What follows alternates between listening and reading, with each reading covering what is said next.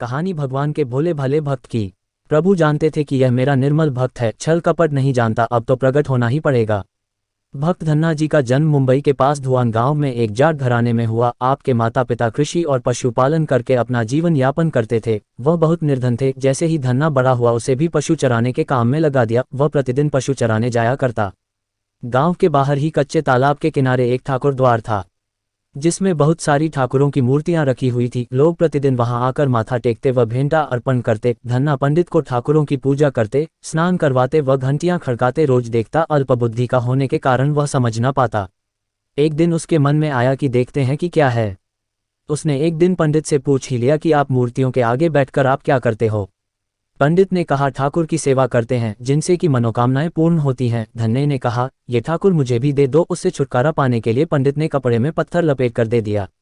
घर जाकर धन्ने ने पत्थर को ठाकुर समझकर स्नान कराया और भोग लगाने के लिए कहने लगा। उसने ठाकुर के आगे बहुत मिन्नतें की। धन्ने ने कसम खाई कि यदि ठाकुर जी आप नहीं खाएंगे तो मैं भी भूखा ही रहूंगा। उसका ये प्रण देखकर प्रभु प्रकट हुए तथा रोटी खाई व लस्सी पी। इस प्रकार धन्ने ने अपने भोलेपन में पूजा करने और साफ मन से पत्थर में भी भगवान को पा लिया। जब धन्ने को लगन लगी उस समय उसके माता पिता बूढ़े हो चुके थे और अकेला नवयुवक था। उसे ख्याल आया कि ठाकुर को पूजा से खुश करके यदि सब कुछ हासिल किया जा सकता है तो उसे अवश्य ही यह करना होगा जिससे घर की गरीबी चली जाए तथा सुख आए। ऐसा सोचकर ही वह पंडित के पास गया। पंडित ने पहले ठाकुर देने से मना कर दिया कि वह ठाकुर की पूजा अकेले नहीं कर पाएगा।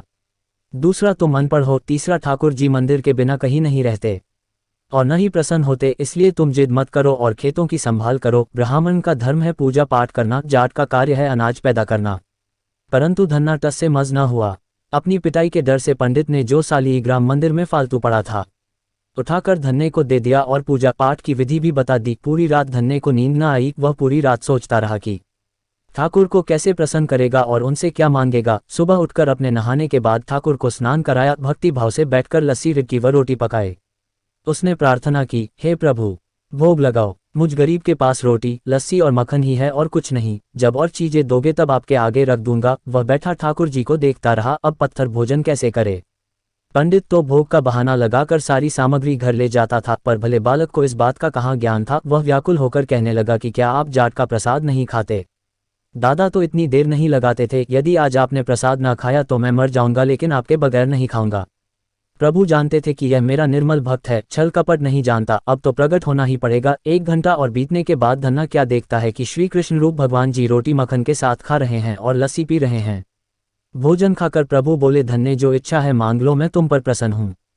धन्ने ने हाथ जोड़कर विनती की, भाव जो तुम्हारी भक्ति करते हैं तू उनके कार्य संवार देता है। मुझे गेहूं दाल व घी दीजिए, मैं खुश हो जाऊंगा। यदि जूता कपड़े 7 प्रकार के अनाज, गाय या भैंस, सवारी करने के लिए घोड़ी तथा घर की देखभाल करने के लिए सुंदर नारी मुझे दें।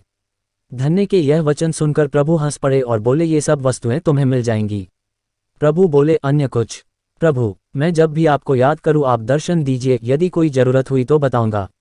तथास्तु भगवान ने उत्तर दिया, हे प्रभु धन्ना आज से आपका आजीवन सेवक हुआ, आपके अलावा किसी अन्य का नाम नहीं लूंगा। धन्ना खुशी से दीवाना हो गया। उसकी आंखें बंद हो गई। जब आंखें खोली तो प्रभु वहां नहीं थे। वह पत्थर का सालिग्राम वहां पड़ा था। उसने बर्तन में बचा हुआ प्रसाद खाया, जिससे उसे 3 लोकों का ज्ञान हो गया। प्रभु के दर्शनों के कुछ दिन पश्चात धन्ने के घर सारी खुशियां आ गई। एक अच्छे अमीर घर में उसका विवाह हो गया। उसकी बिना बोई भूमि पर भी फसल लहलहा गई। उसने जो प्रभु से मांगा था उसे सब मिल गया। किसी ने धन्ने को कहा, चाहे प्रभु तुम पर प्रसन्न है तुम्हें फिर भी गुरु धारण करना चाहिए। उसने स्वामी रामानंद जी का नाम बताया। एक दिन अचानक ही रामानंद जी उधर से निकले। भक्त धन्ने ने दिल से उनकी खूब सेवा की तथा दीक्षा की मांग की। रामानंद जी ने उनकी विनती स्वीकार कर ली और दीक्षा देकर धन्ने को अपना शिष्य बना लिया। धन्ना भगवान के नाम का सुमिरन करने लगा। कहानी पसंद आई है तो एक लाइक करें, चैनल को सब्सक्राइब करें। धन्यवाद जी।